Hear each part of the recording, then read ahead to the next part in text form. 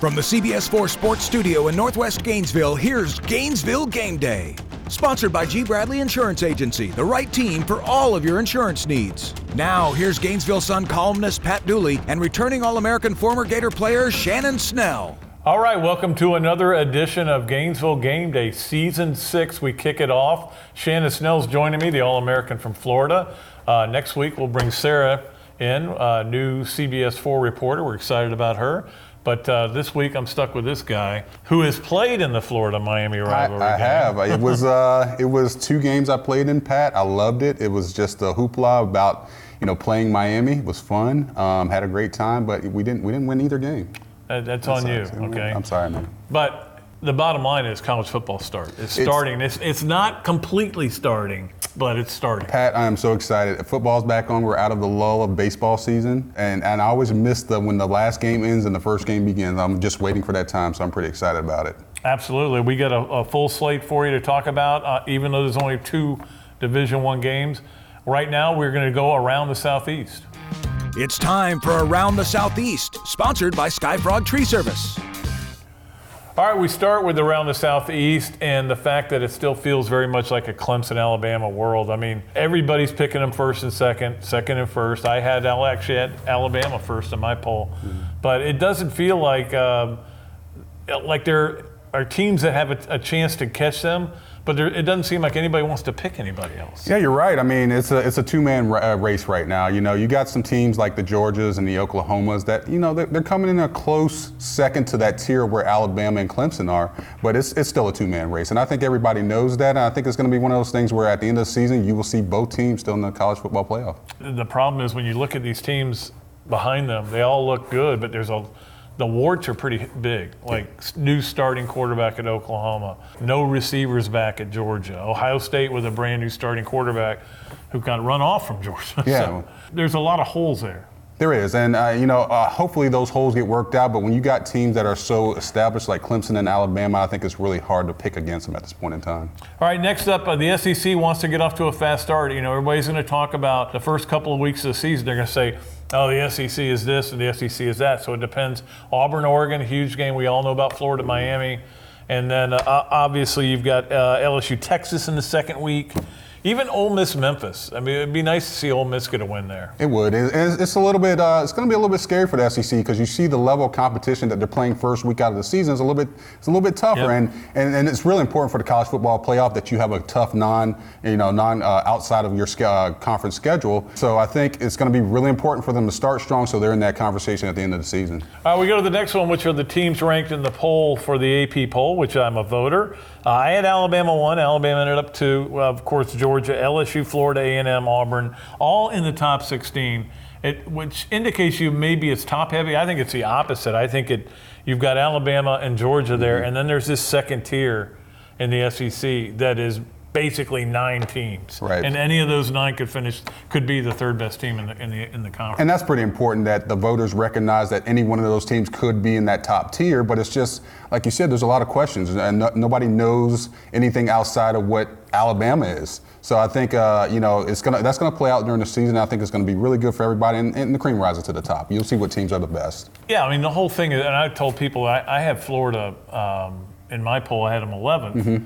And they finished 8th, and I said, if they beat Miami, I'll move them up into the top 10. I mean, the poll. I think polls are cool, mm-hmm. but they don't matter. They're just something to talk about on shows like this one. Yeah. And finally, the chances. What are the chances an SEC player wins a Heisman? Obviously, you got Tua, you got Fromm. Maybe there's some guys that come out of nowhere and have a chance to do it as well. I think it's a one-man race right now until proven otherwise. I mean, Trevor Lawrence is the top player in probably college football. Do I think that could change? Absolutely, because Felipe Franks right now, given the fact he's 6-1 odds to win the Heisman.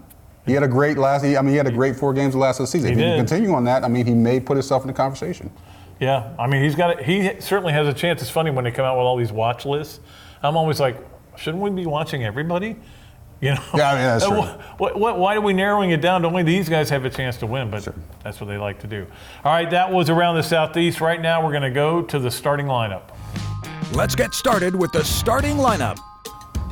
Okay, leading off the starting lineup, the fact that this is a weird game, and by that I mean, Shannon, you've played a lot of football games, and during the day when you have a 7 o'clock game, they tell you to go back to the room and get rest. What do you do?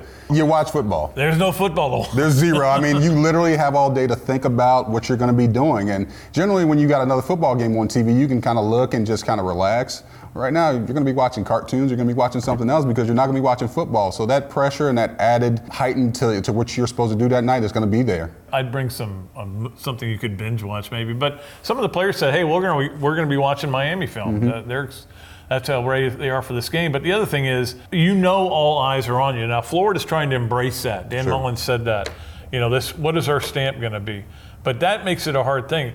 But this is not just a weird game because of the circumstances around it, the 150th year of college football. It's weird because it's a weird rivalry. Right.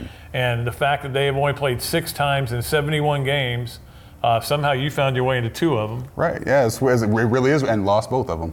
The first one, that was a good Miami team. It was. I mean, you take the fact that it just came off of a national title and they were hitting on all angles. But the funny thing about this rivalry is that they're in the state of Florida, and it's always going to be a rivalry game no matter where they're at, no matter how many times they played. And it's, you can tell, the feel around campus, the feel around Gainesville, the feel around probably the country is that this game is heightened because they're in-state rivals. And they both are trying to rekindle the past. Yeah. Which neither one has done completely. And Florida's certainly had a couple 10-win seasons here and there, but they haven't been able to get it to the past. Although some guy yelled at me on the radio the other day and was telling me how great Miami and Florida was living in the past. I pointed out to him that their games are being shown on the History Channel. But, all right, how important is this game for Florida? And I think it's huge, Shannon, because you got to keep the momentum going from the end of last year. You have to.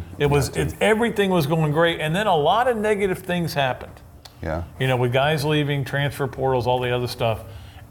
Now you got to kind of turn it back and go, hey, Florida's still, right. Florida is what it is, and you got to have a chance to win that state championship. And historically out the gate, Florida hasn't played a team the caliber of Miami, so you got to basically hit a home run the very first game of the season because there will be people watching. It's the only game on TV, so nobody's going to be able to flip to a different channel to see, hey, if this game is boring or if this game is just not living up to expectations. Florida's got to play well, and they got to play well right out the gate, or it's going to have dramatic effects on a lot of things. Yeah, the last time they played a game this big was Michigan. That didn't go well, but that was a whole different story.